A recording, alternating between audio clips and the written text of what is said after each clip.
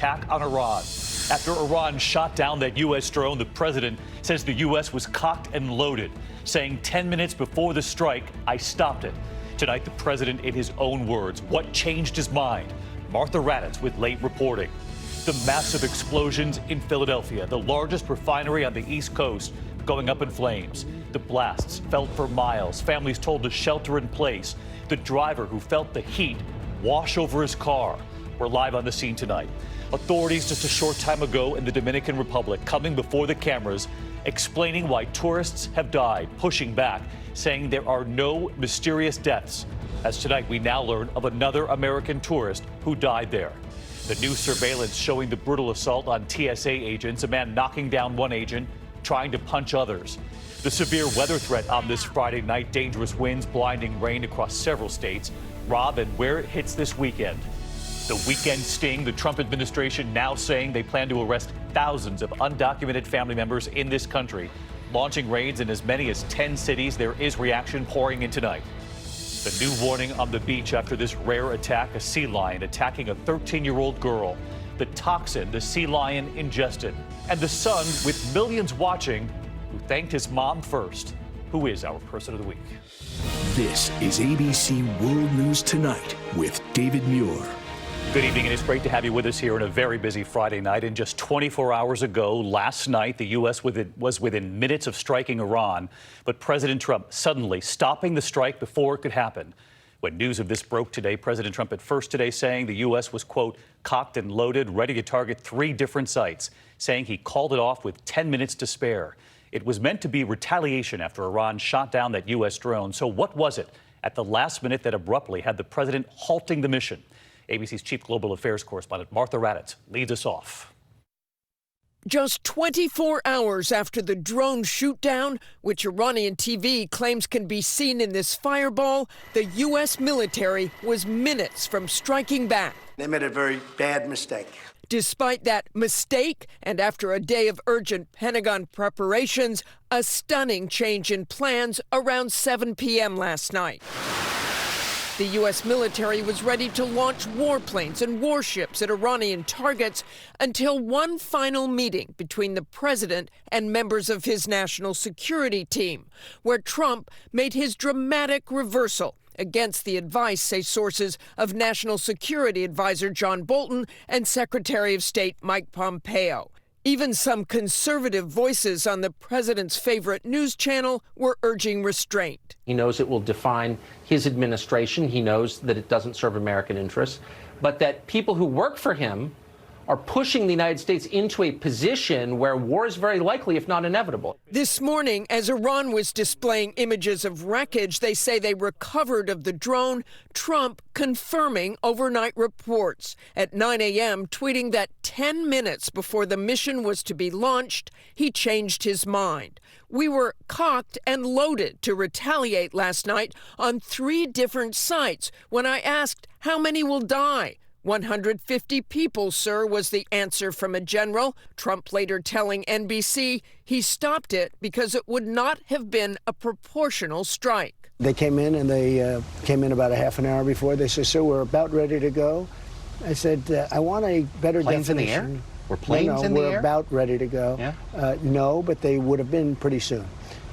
And things would have happened to a point where you wouldn't turn back or couldn't turn back. So they came and they said, sir, we're ready to go. We'd like a decision. I said, I want to know something before you go. How many people will be killed? They said, came back, said, sir, approximately 150. And I thought about it for a second. I said, you know what? They shot down an unmanned drone, plane, whatever you want to call it. And here we are sitting with 150 dead people. That would have taken place probably within a half an hour after I said go ahead. Yeah.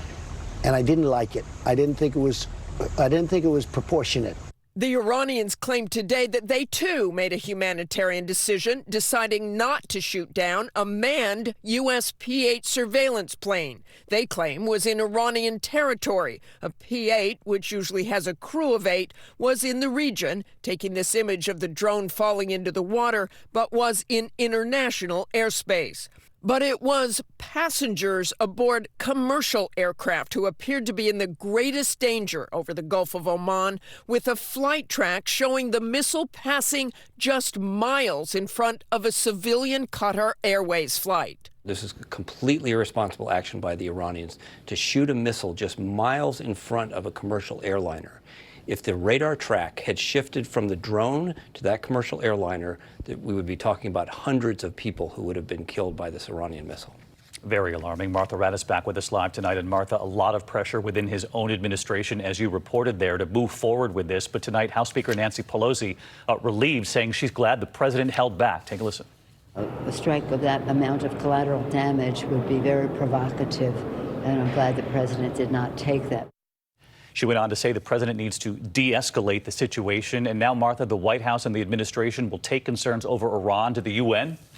They will, David. The U.S. has called for a closed-door UN Security Council meeting on Monday to discuss Iran, with the president seemingly dialing back military action for now, saying he is in no hurry and believing the sanctions are working. But this standoff with Iran is far from over, David. Martha Raddatz with us again tonight. Thank you, Martha. We are also following those massive explosions in Philadelphia, the largest oil refinery in the East erupting in smoke and flames. Fireballs igniting the sky. The blast felt miles away, homes shaking, communities on lockdown for a time, and one driver saying he could feel the heat wash over him while sitting in his car. Tonight, the fire is still burning, and ABC's Whit Johnson is on the scene for us. Oh my gosh. At least 3 blasts starting around 4 a.m., rocking people from their beds in South Philadelphia. We just had an explosion with heavy fire. A giant fireball soaring above a sprawling oil refinery, the explosions shaking nearby homes, knocking artwork off the walls. The strongest so intense it was seen on these satellite images. Debris raining from the sky. It was just boom, and everything just lit up. The concussion felt miles away in New Jersey. Hazmat and fire crews rushing to the scene. Chris Stein, driving on nearby I-95, sharing this dramatic video. It was a mushroom cloud. You could really feel the heat coming from that explosion in the car. Tonight, the fire is contained, the cause under investigation. Officials initially concerned, issuing a shelter-in-place warning, now saying air quality tests showed no danger to the public. Philadelphia Energy Solutions confirming 5 employees suffered minor injuries. This marking the second fire at the same facility in just 11 days. And Whit Johnson joins us live tonight from that refinery in Philly. And as we've said, it is the largest here on the East Coast. Officials saying tonight the refinery is operating at reduced capacity, as you pointed out, Whit. So what could this mean for gas prices, at least here in the region? David, this complex here processes 335,000 gallons of crude oil each day. AAA tells us the fire here could slow supply, so don't be surprised if gas prices in this area jump 5 to 10 cents in the near future. David? All right, Whit, our thanks to you again tonight. And there are new developments tonight in the deaths of American tourists in the Dominican Republic. Authorities before the cameras just a short time ago with autopsy results, as we now learn about the 10th death in the last 12 months. ABC's Victor Akenda was there tonight, where an FBI team is now on the ground. Tonight, the FBI telling ABC News it has a small team on the ground in the Dominican Republic assisting with the investigation into American deaths there. This as we're learning of another American tourist dying in the country. State Department officials confirming Mark Hurlbut from Arizona is the 10th American to die while visiting resorts across the island in the last year. There weren't a lot of answers, and we still don't have a lot of answers yet, I don't think. Hurlbut's family telling our Dallas station he told his wife he felt sick the night before he died last June. Local officials determined the cause of death was a heart attack, but his family says he didn't have any heart issues. There's no indication that the 10 deaths are connected. No existe. Today, the DR's Minister of Tourism pushing back on reports, saying there are no mysterious deaths, adding the fatality rate is actually lower than some previous years among the 3 million Americans who visit, saying what some media have characterized as an avalanche of deaths does not correspond with the reality that we are seeing today. Officials are awaiting the results of toxicology reports, but families of those who've died anxious to hear more. Nobody can give me a solid answer on how she passed away. And late today, the family of the couple who died called the tourism minister's remarks repugnant. David, the State Department has said they've not seen an uptick in deaths. David? Victor Akendo with us live tonight. Victor, thank you. And next this evening, new images here of the TSA attack in Phoenix. 5 agents were injured. Surveillance shows a man pushing through security at Sky Harbor International Airport, knocking down an officer and trying to punch others. Here's ABC's David Curley. The shocking pictures tonight of the 19-year-old man barreling through a Phoenix TSA checkpoint and swinging at officers. As he starts to push through a scanner, an officer tries to stop him. She's thrown to the ground. The suspect then takes swings at 2 other officers. Tyrese Garner was finally subdued. I always think, oh, well, there must be something wrong or he must have been high. Police say they were unable to determine if the young man, who was yelling and making noise during his interview after the incident, was under the influence or unstable. One of the officers was taken to the hospital, 4 others to urgent care, all released after Tuesday's incident. Assaults appear to be increasing at TSA checkpoints. There were 88 last year, but already 76 this fiscal year. The suspect faces 2 felony counts of resisting arrest and trespassing and 5 misdemeanor counts of assault against those officers. David Curley tonight, thank you. We move on now to the severe weather threat heading into the weekend. Flash flooding and dangerous winds from Colorado to Tennessee. In fact, the system spawning a tornado near Redwood Falls, Minnesota, and violent thunderstorms in the heartland, lightning striking. This is near Kansas City, Kansas. Incredible pictures there. Let's get right to meteorologist Rob Marciano. He's live in Colorado tracking it all tonight. Hey, Rob.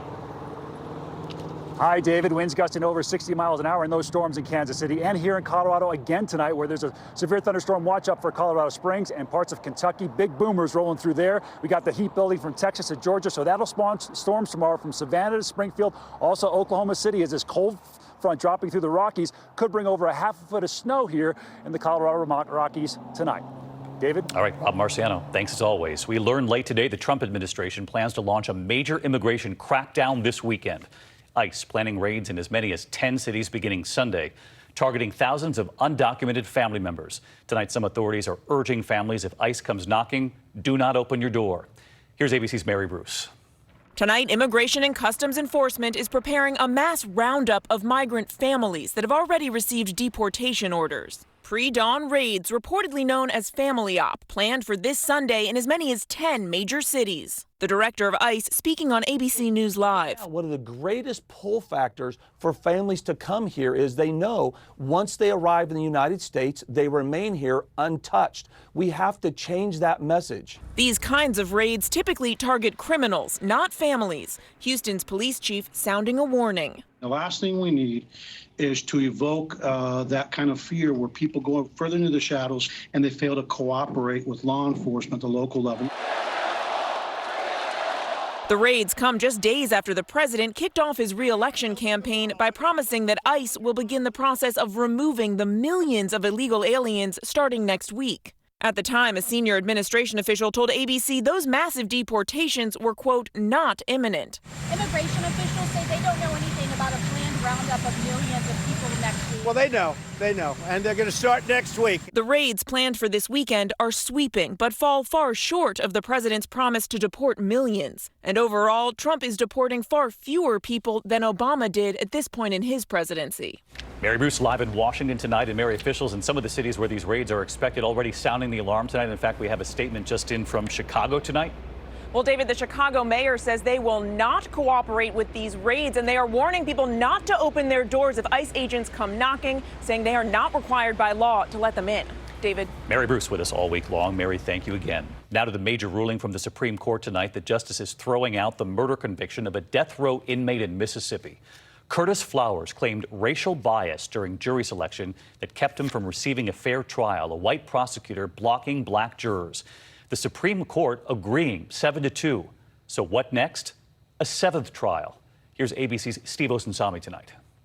Curtis Flowers has insisted to this day that he did not murder 4 people in 1996 inside this Mississippi furniture store where he used to work. His case is the subject of a popular series on Starz.